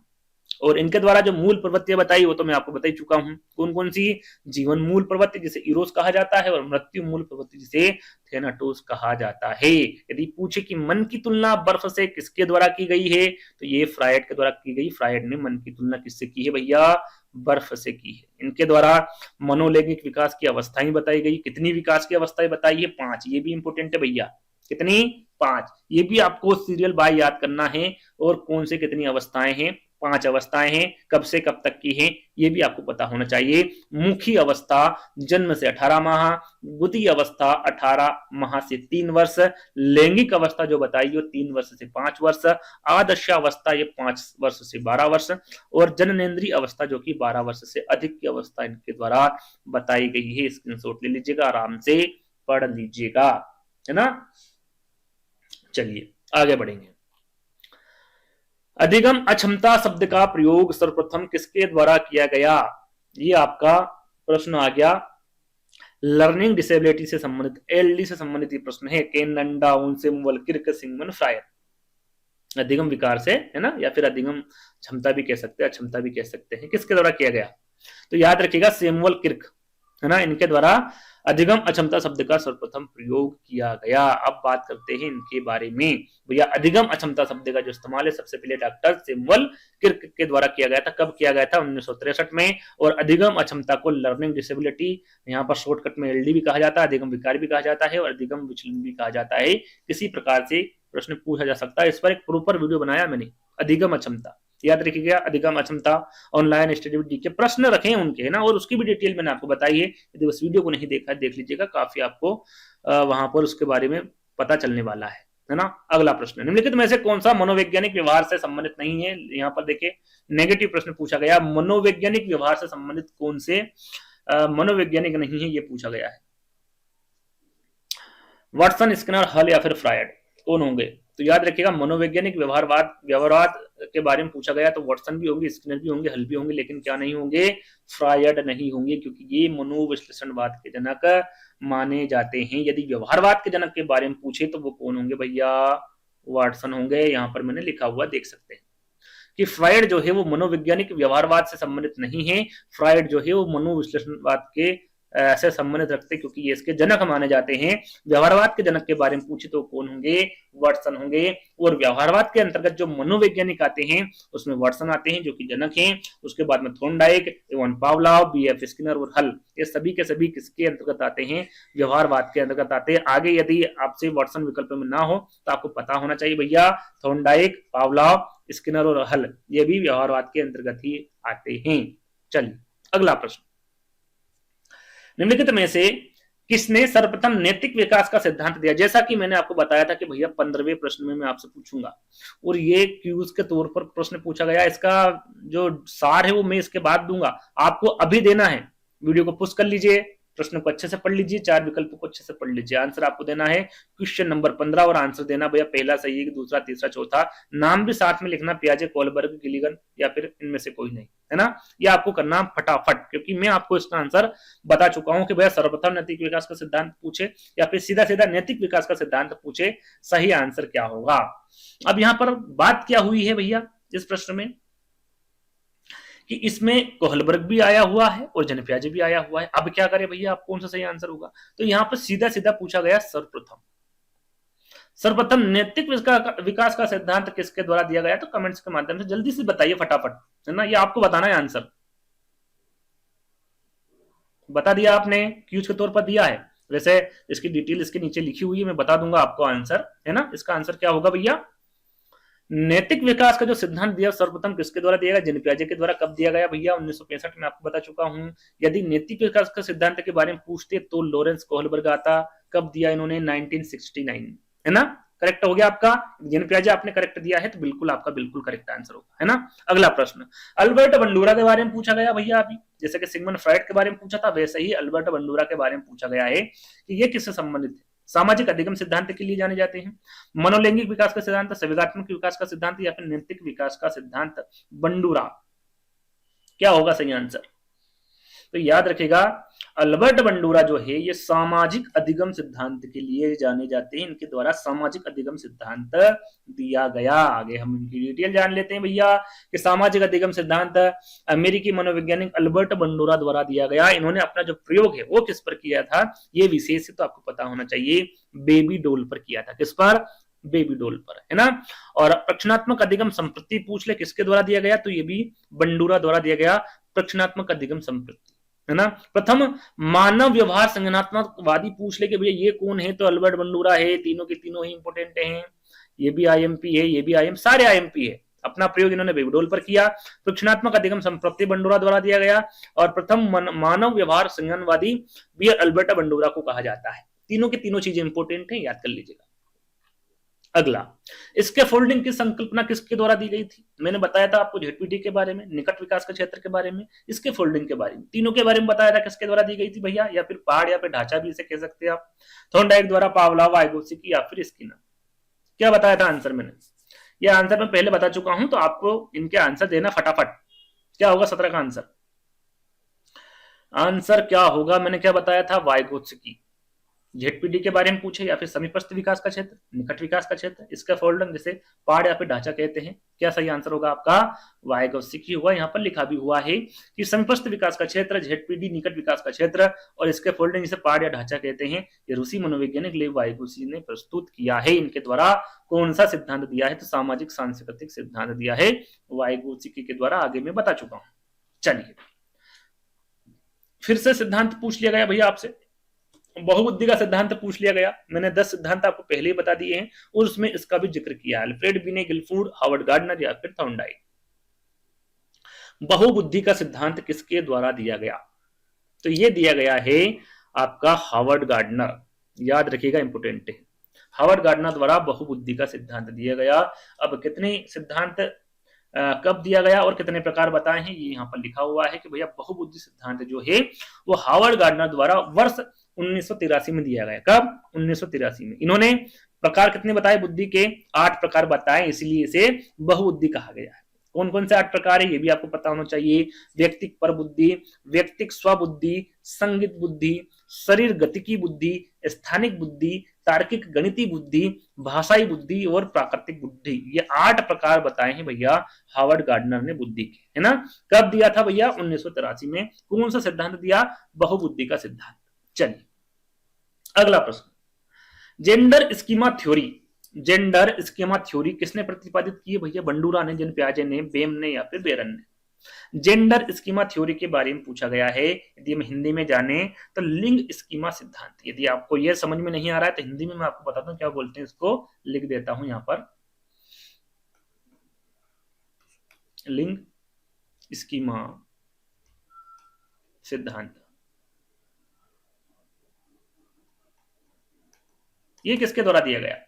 तो याद रखेगा, इस सिद्धांत के बारे में पूछे तो ये दिया गया था आपका बेम के द्वारा। एस.एल. बेम के द्वारा यह सिद्धांत दिया गया है, जिसे सेंड्रा बेम भी कहा जाता है। यहाँ पर लिखा हुआ है कि भाई जेंडर स्कीमा थ्योरी या फिर लिंग स्कीमा सिद्धांत जो है ये मनोवैज्ञानिक सेंड्रा बेम ने 1981 में विकसित किया था। कब? 1981, है ना। चलिए आगे बढ़ेंगे। बहुत ही अच्छा प्रश्न है। इस प्रकार के प्रश्न आपसे पूछे जाते हैं कि नीचे अधिगम सिद्धांतों और उनके प्रतिपादकों के जोड़े दिए गए हैं, इंगित कीजिए कि किस जोड़े का मिलान सही नहीं है। नेगेटिव प्रश्न पूछा गया, भाई कौन सा जोड़ा सही नहीं है ये आपको बताना है। तो अपन चलते नीचे से। पुनर्वलन का सिद्धांत हल एवं स्किनर बिल्कुल। उद्दीपन अनुक्रिया सिद्धांत थॉर्नडाइक, गेट्स, स्टीफेंस बिल्कुल करेक्ट है। अंतरराष्ट्रीय का सिद्धांत वर्दिमर एवं कोलर बिल्कुल करेक्ट है। अनुकूलन या फिर अनुबंध प्रक्रिया कुफ एंड रीड के द्वारा नहीं दिया गया, ये किसके द्वारा दिया गया? पावलोव के द्वारा। किसके द्वारा? पावलोव। तो करेक्ट आंसर कौन सा नहीं ये पूछा था, तो आपका क्या होगा? पहला वाला विकल्प करेक्ट होगा, है ना। जैसा कि यहाँ पर लिखा हुआ है, अनुकूलन अनुक्रिया उल्फ एंड रीड के द्वारा नहीं दिया गया है। अनुकूलन अनुक्रिया का जो प्रवर्तक है वो कौन होंगे? पावलोव होंगे, है ना। चलिए आगे बात करेंगे अगले प्रश्न की। किसने मानसिक आयु शब्द से सबसे पहले परिचित करवाया? ये मैं आपको बता चुका हूं, है ना। शायद 7 से 8 पॉइंट मैंने आपको बताए थे शुरू में। अल्फ्रेड बिने, थर्स्टन, थॉर्नडाइक या फिर गिलफोर्ड। और इसके बारे में भी आपको बताया था। क्या बताया था भैया? मैंने अल्फ्रेड बिने बताया था। सर भी मैंने आपको बताया था, क्या बताया था? 1908 में अल्फ्रेड बीने ने मानसिक आयु शब्द का प्रयोग किया था। जैसा कि यहाँ पर लिखा हुआ है 1908 में अल्फ्रेड बीने ने मानसिक आयु शब्द का प्रयोग किया। मानसिक आयु का जो प्रत्यय, जैसा कि हम बता चुके हैं, बीने साइमन द्वारा दिया गया। ये प्रश्न हम आपको शायद तीसरे चौथे प्रश्न बता चुके हैं। मानसिक आयु का प्रत्यय पूछे तो बीने साइमन होगा, मानसिक आयु शब्द का प्रयोग पूछे तो अल्फ्रेड बीने होगा। ध्यान दीजिएगा। चलिए, बहुबुद्धि सिद्धांत के प्रवर्तक कौन है? मन के फ्रेम या फिर ढांचे? अभी हमने आपको बताया है ना, ये रिपीटेड प्रश्न है, आंसर मैं आपको बता चुका हूं, हार्वर्ड गार्डनर। पहला वाला विकल्प आपका करेक्ट होगा। निम्न में से किसने प्रयोग में कुत्ता एक विषय था कह सकते हैं सीधा सीधा कि कुत्ते पर किसने अपना प्रयोग किया? तो यहाँ पर पावला, थार्नडाइक, स्किनर, कोहलर, ये सारी जितने भी मनोवैज्ञानिक इंपोर्टेंट हैं, उन्होंने कौन सा सिद्धांत दिया है, किस पर अपना प्रयोग किया है, वो मैं आपको इस प्रश्न के माध्यम से बताने वाला हूं। तो कुत्ते पर पहले जान लेते हैं कि किसके द्वारा कुत्ते पर प्रयोग किया गया? स्किनर, कोहलर, थॉर्नडाइक या फिर पावलाव? सही आंसर क्या होगा? कुत्ते के बारे में पूछे तो आपका सही आंसर होगा पावलाव। क्या होगा? पावलाव द्वारा किया गया था। कौन सा सिद्धांत दिया था इनके द्वारा? सूझ या फिर अंतरदृष्टि सिद्धांत दिया था। नहीं, हाँ सॉरी, हाँ ठीक है, पावलाव ने, है ना। कौन सा सिद्धांत दिया था इनके द्वारा? शास्त्रीय अनुबंधन सिद्धांत दिया था। थोड़ा सा कंफ्यूज हो गया, सॉरी, माफी चाहूंगा। पावलाव ने कौन सा सिद्धांत दिया? आपका शास्त्रीय अनुबंधन सिद्धांत दिया। जब मैंने सूझ या फिर अंतरदृष्टि सिद्धांत तभी जिक्र किया था तो कोहलर ने दिया था, है ना। और उन्होंने जो अपना प्रयोग किया था वो सुल्तान नामक चिंपांजी, जो कि यहाँ पर लिखा हुआ है सारी चीजें, है ना। यहाँ पर हम थोड़ा सी चर्चा करेंगे। पावलाव के द्वारा किस पर अपना कौन सा सिद्धांत दिया? शास्त्रीय अनुबंधन सिद्धांत। किस पर अपना प्रयोग किया? कुत्ते पर।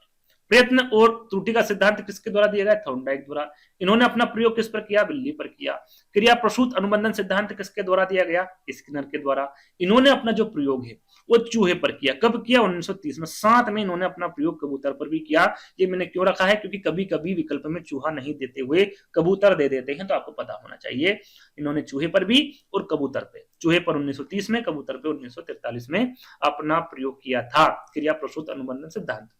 सूझ या फिर अंतर्दृष्टि का सिद्धांत कोहलर के द्वारा दिया गया। सुल्तान नामक चिंपांजी पर इन्होंने अपना प्रयोग किया। जो कौन है भैया? वनमानुष से। इसका नाम क्या था? सुल्तान नामक चिंपांजी, है ना। याद रखिएगा, चारों के चारों इंपोर्टेंट हैं और इनको याद कर लीजिएगा। चलिए, अगला प्रश्न। निम्नलिखित में से कौन सा विकास का सिद्धांत नहीं? देखिए यहाँ पर नेगेटिव प्रश्न पूछा गया। नेगेटिव प्रश्न विकास का सिद्धांत कौन सा नहीं है? यहाँ पर मैं टॉप 10 विकास का सिद्धांत आपको बताऊंगा जो कि आपको पता होना चाहिए। अनुकूलित प्रत्यावर्तन का सिद्धांत, समान प्रतिमान का सिद्धांत, परस्पर संबंध का सिद्धांत या फिर निरंतर विकास का सिद्धांत। क्या होगा? कौन सा सिद्धांत नहीं है विकास का? बताइए जल्दी से। सही आंसर होगा भैया अनुकूलित प्रत्यावर्तन सिद्धांत। ये जो अनुकूलित प्रत्यावर्तन एक सिद्धांत नहीं है, क्या है? अनुकूलित प्रत्यावर्तन एक शब्द है जो किसके द्वारा दिया गया? पावलाव के द्वारा दिया गया था। आगे हम इस पर चर्चा करेंगे। 10 सिद्धांत आपको बताएंगे विकास के। अनुकूलित प्रत्यावर्तन का सिद्धांत जो है वो अनुकूलित प्रत्यावर्तन शब्द है जो कि पावलाव के द्वारा दिया गया। अब जो 10 बाल विकास के प्रमुख सिद्धांत हैं वो आपके सामने हैं। निरंतर विकास का सिद्धांत, विकास की विभिन्न गति का सिद्धांत, विकास क्रम का सिद्धांत, विकास दिशा का सिद्धांत, एकीकरण का सिद्धांत, परस्पर संबंध का सिद्धांत, व्यक्तिक विभिन्नता का सिद्धांत, समान प्रतिमान का सिद्धांत, सामान्य से विशिष्ट प्रतिक्रियाओं का सिद्धांत और वंशानुक्रम वातावरण की अंतःक्रिया का सिद्धांत। ये 10 सिद्धांत बाल विकास के प्रमुख सिद्धांत हैं जो कि आपको पता होना चाहिए। किसी भी प्रकार से विकल्प में इनके बारे में पूछा जा सकता है। अगला प्रश्न, प्रक्षणात्मक अधिगम संप्रत्यय किसके द्वारा दिया गया था भैया? टोलमैन, बंडूरा, थॉर्नडाइक या फिर कोहलर? प्रक्षणात्मक अधिगम संप्रत्यय, इसके बारे में आपको बता चुका हूं मैं। प्रक्षणात्मक अधिगम सिद्धांत के संप्रत्यय के बारे में किसके द्वारा दिया गया? मैंने बताया था भैया, एक मनोवैज्ञानिक थे जिन्होंने अपना प्रयोग बेबी डॉल पर किया था। याद आया आपको? नहीं आया? याद करिए, क्या होगा आंसर? मैंने बताया था भैया सामाजिक अधिगम सिद्धांत किसके द्वारा दिया गया? अब आपको याद आया होगा। कौन होंगे आंसर? सही क्या होगा? Tolman, Bandura, Thorndike, Kohler. तो मैंने आपको बताया था भैया जो सामाजिक अधिगम सिद्धांत के बारे में पूछे, है ना, या फिर बेबी डोल के बारे में पूछे किसके द्वारा प्रयोग किया, या फिर आपसे पूछे प्रश्नात्मक अधिगम संप्रत्यय किसके द्वारा दिया गया, तो ये किसके द्वारा दिया गया था? बेंडूरा के द्वारा दिया गया था। मैं आपको बता चुका हूं, है ना। चलिए थोड़ा सा जैसा कि मैं आपको बता चुका हूं, एक बार रिवीजन कर लेते हैं। प्रक्षणात्मक अधिगम बंडूरा के सामाजिक अधिगम सिद्धांत का एक क्या है? प्रमुख घटक है। इनके द्वारा सामाजिक अधिगम सिद्धांत दिया गया, प्रयोग बॉबी डोल पर किया गया और इसी सिद्धांत को बंडूरा का मॉडल द्वारा व्यवहार में रूपांतरण लाने का सिद्धांत भी कहते हैं। है ना। चलिए आगे बढ़ेंगे। मस्तिष्क उद्वेलन विधि के प्रतिपादक के बारे में पूछ लिया। यहाँ पर विधियां भी मैंने रखी है इंपोर्टेंट, जॉन डीवी, ऑसबोर्न, हर्लॉक या फिर आशुबेल। क्या होगा?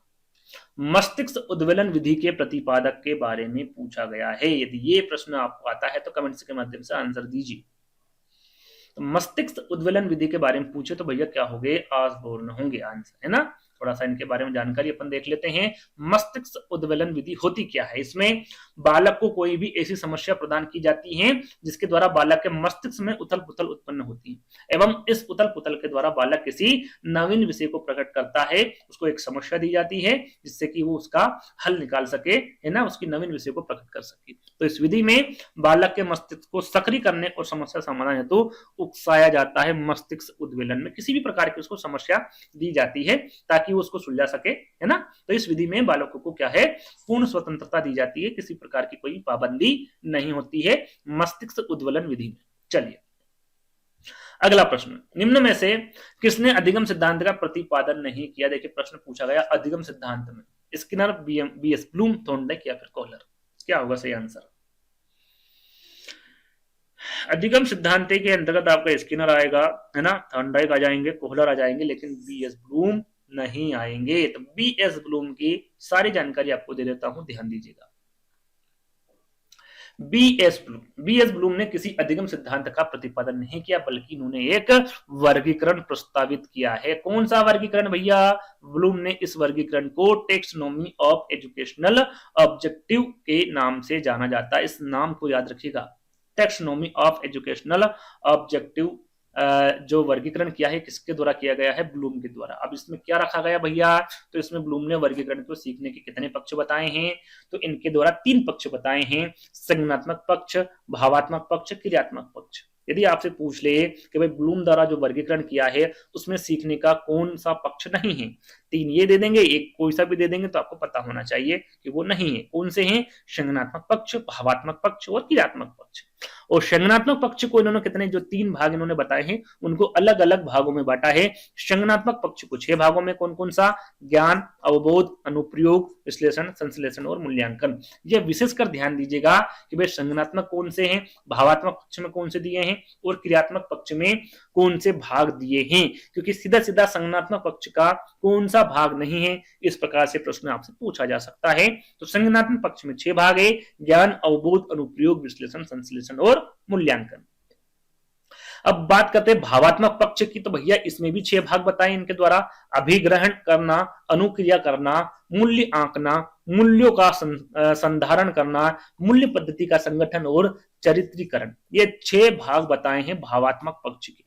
अब क्रियात्मक पक्ष के भी इनके द्वारा याद रखिएगा, संज्ञानात्मक पक्ष के 6 भाग, भावात्मक पक्ष के 6 भाग और क्रियात्मक पक्ष के भी 6 ही भाग इनके द्वारा बताए हैं। कौन कौन से? उत्तेजना, कार्य करना, नियंत्रण, सामंजस्य, स्वाभाविकरण और आदत निर्माण। ये 6 भाग इनके द्वारा क्रियात्मक पक्ष के बताए गए हैं, है ना। सारी के सारे इंपोर्टेंट है, ध्यान दीजिएगा हर एक प्रश्न पे, हर एक डिटेल पे। अगला प्रश्न, क्रिया प्रसूत अनुबंधन सिद्धांत का प्रतिपादन किसके द्वारा किया गया? हल, थॉर्नडाइक, गौहाटी या फिर स्किनर। जल्दी से बताइए भैया, क्रिया प्रसूत अनुबंधन सिद्धांत। अच्छा प्रश्न है ये, है ना, और पूछा गया प्रश्न है। जल्दी से बताइए 28वें का आंसर क्या होगा? क्रिया प्रसूत अनुबंधन सिद्धांत किसके द्वारा प्रतिपादित किया गया? तो ये प्रश्न आपसे पूछा जाता है, करेक्ट आंसर क्या होगा आपका? स्किनर होगा, है ना। आप स्किनर ने कौन सा सिद्धांत दिया है ये तो आपको समझ में आ गया। क्रिया प्रसूत अनुबंधन सिद्धांत किस पर प्रयोग किया, कब किया? तो क्रिया प्रसूत अनुबंधन सिद्धांत स्किनर द्वारा दिया गया। कब इनके द्वारा प्रयोग किया गया भैया? 1938 में, है ना। प्रयोग इनके द्वारा चूहे पर 1930 में किया गया था।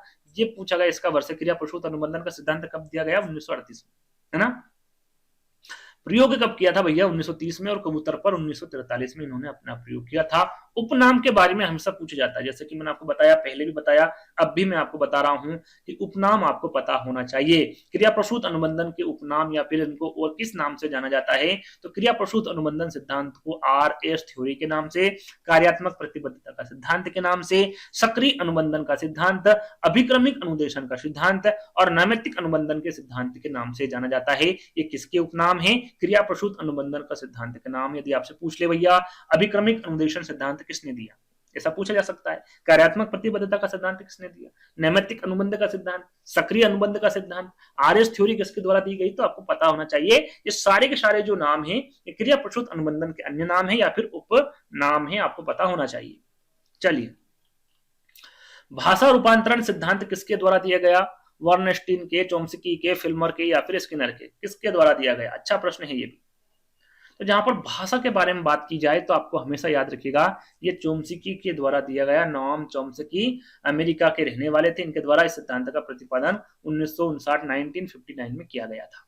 अगला प्रश्न, सीखने के प्रयास व भूल के सिद्धांत का प्रतिपादन किसके द्वारा किया गया? ये मैं आपको बता चुका हूं, बताया था कि नहीं बताया था? शायद शुरू में ही बताया था मैंने।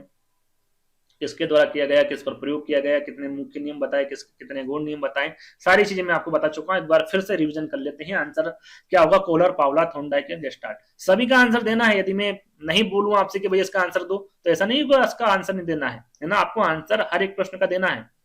क्या होगा? सीखने के प्रयास व भूल के सिद्धांत का प्रतिपादक किसके द्वारा किया गया? मैंने क्या बताया था? थॉर्नडाइक द्वारा। किसके द्वारा? थॉर्नडाइक द्वारा। एक बार रिवीजन कर लेते हैं, वैसे मैं आपको बता चुका हूं। इनके द्वारा प्रयास व भूल का सिद्धांत दिया। किस पर प्रयोग किया?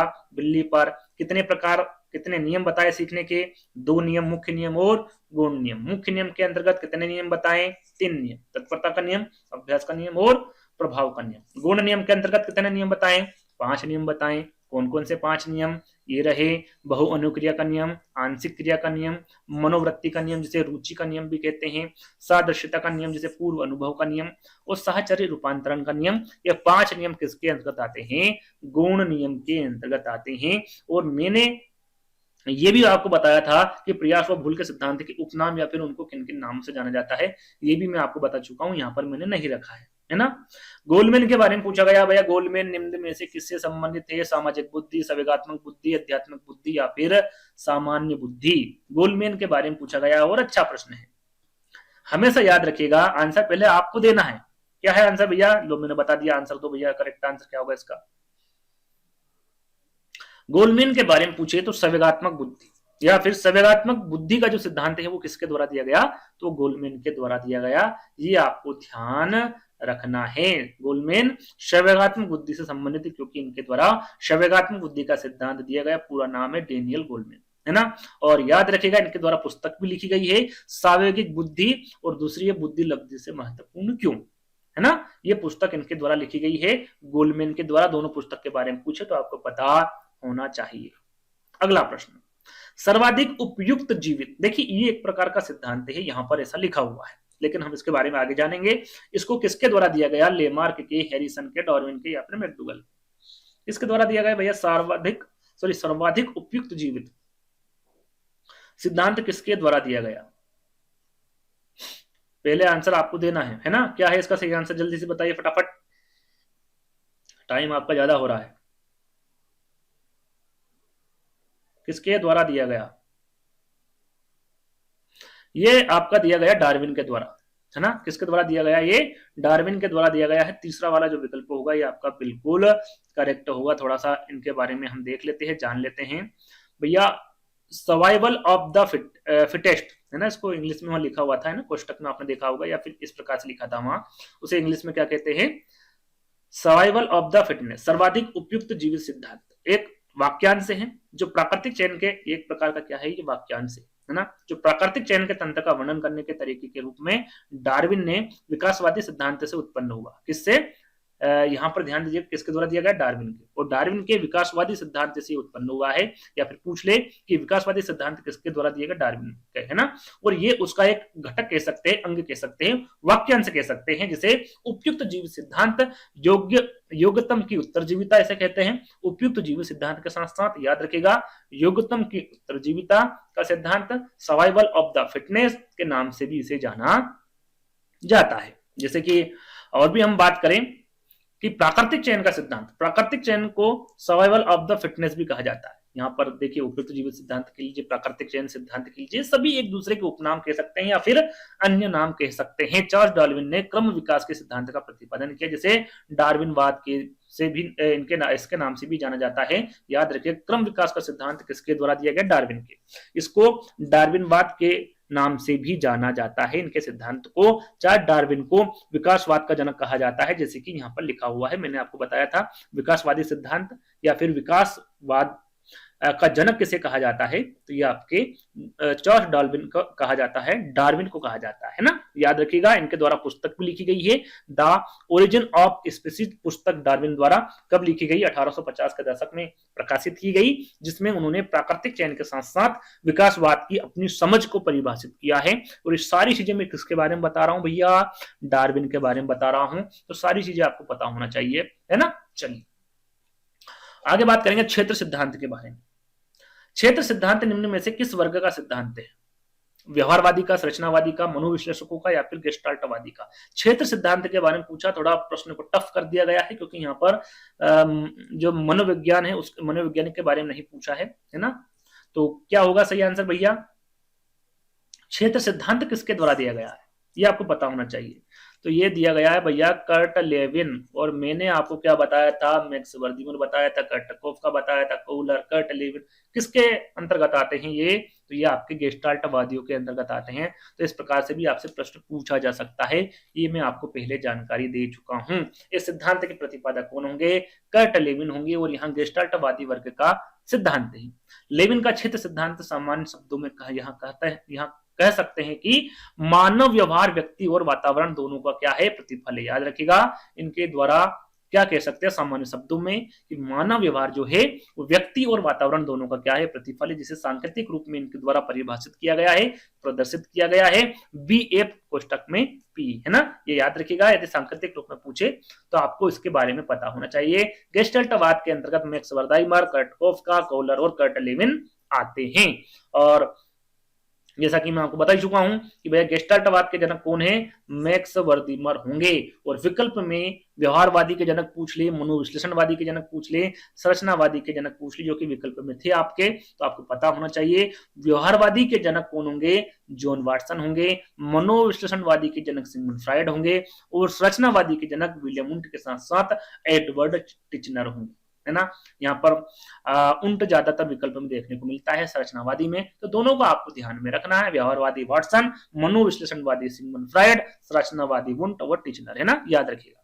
चलिए, इनमें से किनका नाम सृजन शास्त्र के पिता से जुड़ा हुआ है, crow and crow, Galton, Ross या फिर वुडवर्थ। सही आंसर क्या है फटाफट बताइए, ये मैं आपको बता चुका हूं, सृजन शास्त्र के पिता मैंने आपको बताया था गाल्टन के बारे में, क्या बताया था, फ्रांसिस गाल्टन के बारे में। तो यही सृजन शास्त्र के पिता है, याद रखिएगा कौन है, फ्रांसिस गाल्टन को ही सृजन शास्त्र के पिता के नाम से जाना जाता है, या फिर जुड़ा हुआ नाम है, तो बी वाला विकल्प आपका करेक्ट होगा। यहाँ पर लिखा हुआ है फ्रांसिस गाल्टन सृजन शास्त्र के पिता हैं। साथ में सर्वप्रथम बुद्धि शब्द का प्रयोग भी इनके द्वारा किया गया है, कब किया, 1885 में फ्रांसिस गाल्टन के द्वारा।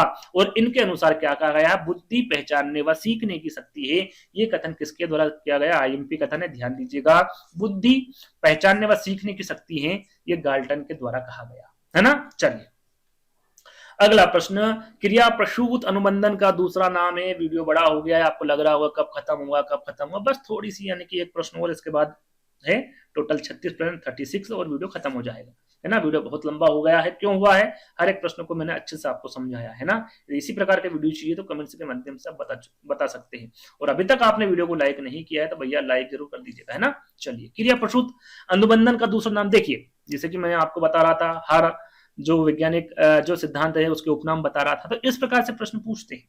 अब यहां पर पूछ लिया है क्रिया प्रसूत अनुबंधन का दूसरा नाम क्या है, समीपस्थ अनुबंधन, नैमित्तिक अनुबंधन, प्राचीन अनुबंधन या फिर चिन्ह अनुबंधन, क्या होगा सही आंसर, क्या होगा। देखिए, क्रिया प्रसूत अनुबंधन का दूसरा नाम पूछे तो नैमित्तिक अनुबंधन होगा। अब यहां पर मैं बताऊंगा आपको क्रिया प्रसूत अनुबंधन सिद्धांत के बारे में, समीपस्थ अनुबंधन सिद्धांत, मतलब चारों विकल्पों के बारे में मैं आपको बताऊंगा कि भैया इनके उपनाम क्या क्या है, उनको किन किन नामों से जाना जाता है, एक एक करके सुनिएगा।